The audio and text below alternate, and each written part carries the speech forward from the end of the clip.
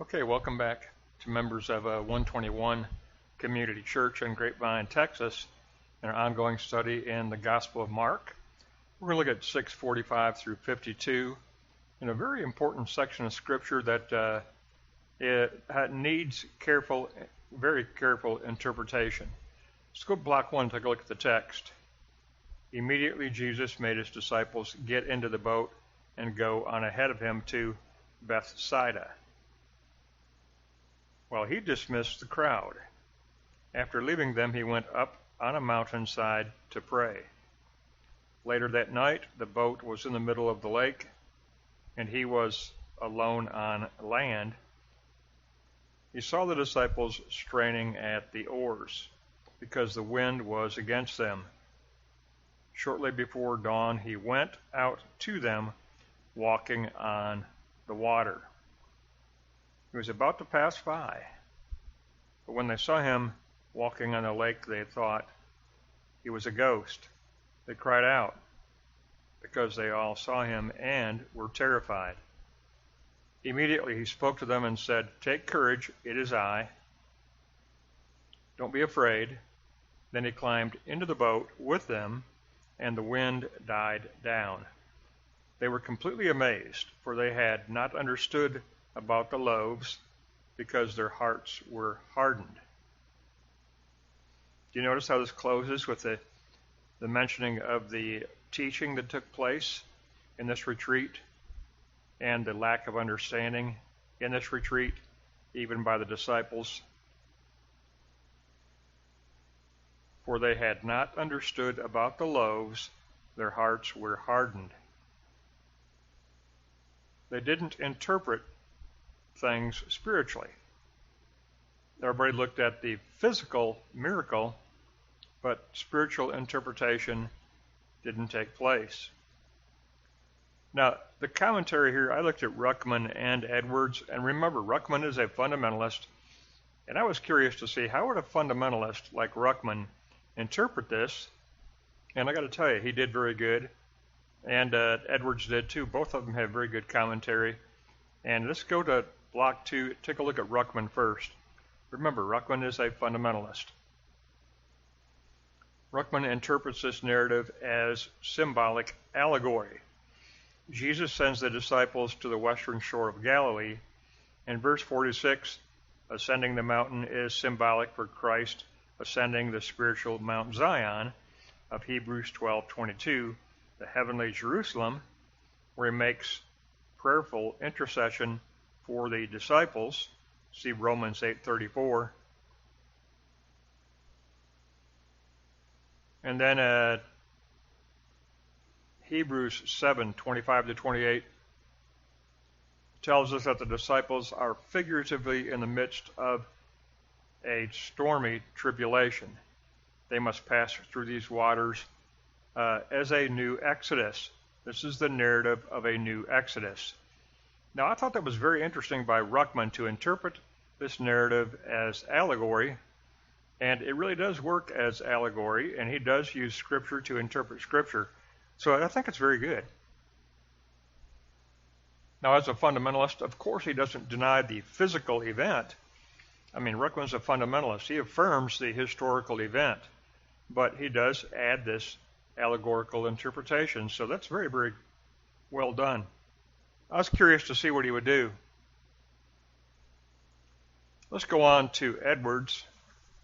Now, Edwards stays consistent with the theme of messianic identity.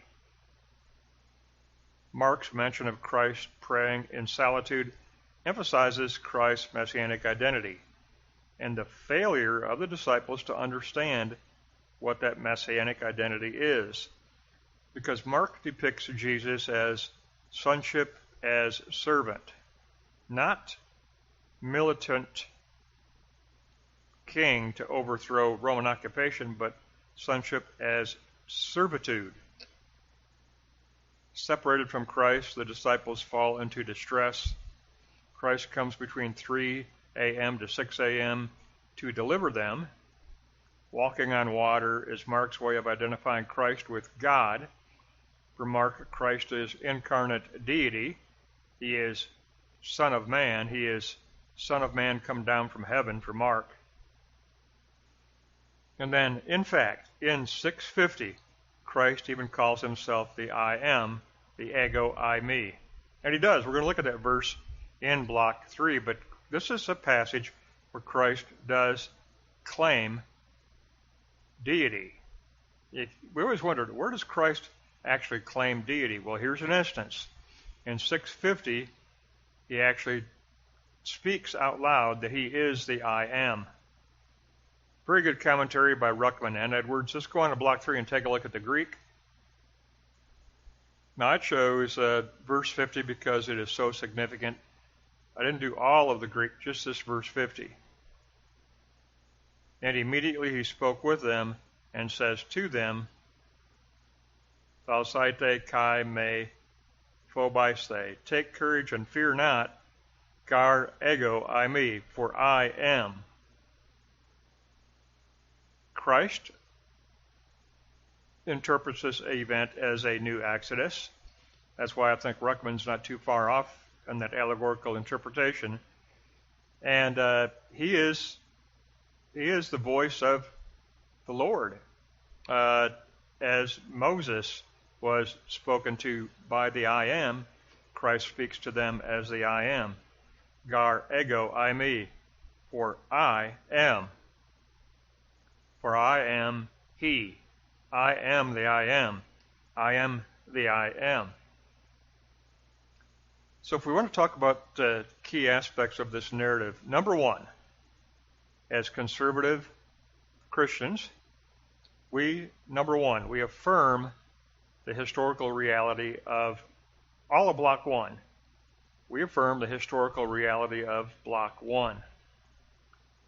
And in Block 2, we affirm the interpretive value of Block 2 from both Ruckman, who uses a allegorical interpretation based on Scripture, and also from Edwards, who remains consistent with the theme of hidden messianic identity.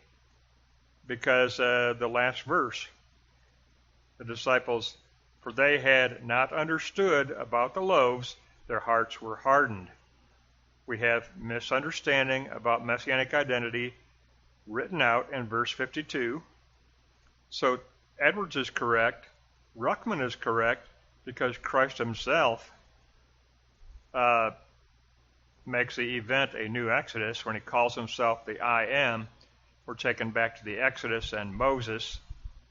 So Ruckman is correct, Edwards is correct, they just have different perspectives.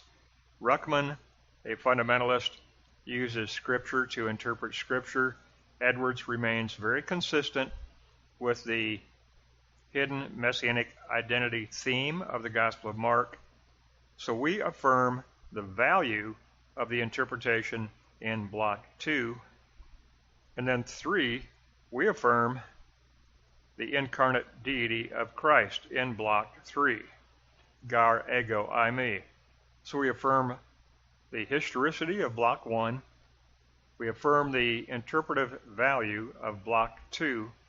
And we affirm the incarnate deity of Christ in Block 3. As conservative Christians with a conservative theological perspective, we affirm all of this lesson, the historicity, the interpretive commentary, and the incarnate deity of Christ, who actually in verse 50 calls himself the I am. Sometimes we wonder, where's a verse in the New Testament where Christ actually calls himself deity? Well, here you go. Mark 6:50. Christ calls himself the I am. Very powerful. I mean, this is extremely powerful. Especially for me, I really love the interpretive commentary, because I wondered what Ruckman was going to do as a fundamentalist. He's a very, very strict fundamentalist. And I wondered, and I chose him purposely because I wanted a fundamentalist perspective on this gospel. And so I chose him for that reason. So I was curious to see what was he going to do. And one thing that Ruckman always does, he interprets Scripture with Scripture. And by referring to other scripture, he interprets this narrative as symbolic allegory, and it's very, very powerful. It is a new Exodus. Edwards, he has already posited the hidden messianic identity of Christ as the theme of the Gospel of Mark. And so he takes this narrative and he emphasizes verse 52, not verse 50. He emphasizes verse 52 on the hidden messianic identity of Christ, which is the theme of the Gospel of Mark. So I think Block 2 is tremendous.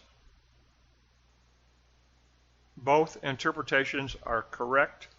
Both interpretations are very powerful.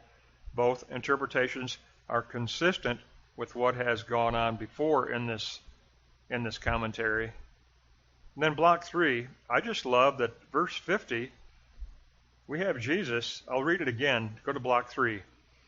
And immediately he spoke with them and says to them, "Take courage and fear not, gar ego eimi, for I am. For I am he. I am the I am. Take courage and fear not, for I am the I am. I am he." What a tremendous text. And it's so powerful. And I think Ruckman gave us tremendous value in commentary. I think Edwards gave us tremendous value in commentary. So I don't see disagreement between Ruckman and Edwards at all, just different perspectives. Just different perspectives, but they both are very, very powerful. I love the allegorical interpretation by using Scripture to interpret Scripture by Ruckman. And I love the fact that Edwards remains consistent with the theme of the hidden messianic identity, or what we call the messianic secret, which is the theme of the Gospel of Mark.